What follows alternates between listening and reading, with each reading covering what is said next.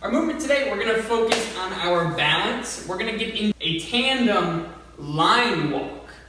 Tandem line walk. All right, so this one might look a little familiar to some, but as what we're trying to do here is we're trying to mimic what happens in everyday life. All right, so yes, ideally when we walk, everything is, just as we would want, but who's ever been there where they've kind of felt themselves kind of just one foot just wants to cross over the other just because, right? And we have to catch ourselves so that we don't end up tumbling down to the ground. All right, so that's a reason for this movement. And then ultimately, of course, walking on a straight line, especially one foot over the other, that's going to challenge our balance and our coordination as well. And that's one of the things that we hear of so often, that we want to improve balance.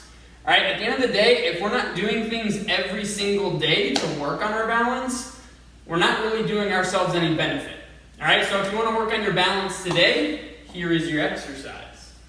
So as what we're going to do, we're going to start with our feet together, and then when we walk, we're simply going to place one foot in front of the other, bringing our heel to our toe, one after the other, trying to stay in a straight line.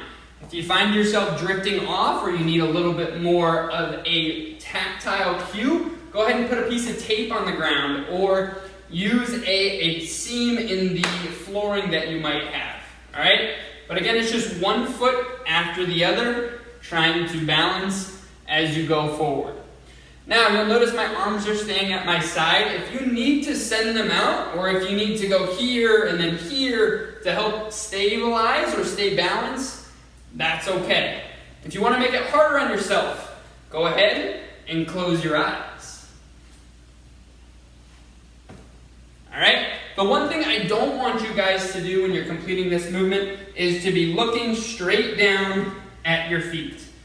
All right? Ultimately, we want these movements to carry over into everyday life. When are we walking and looking straight down?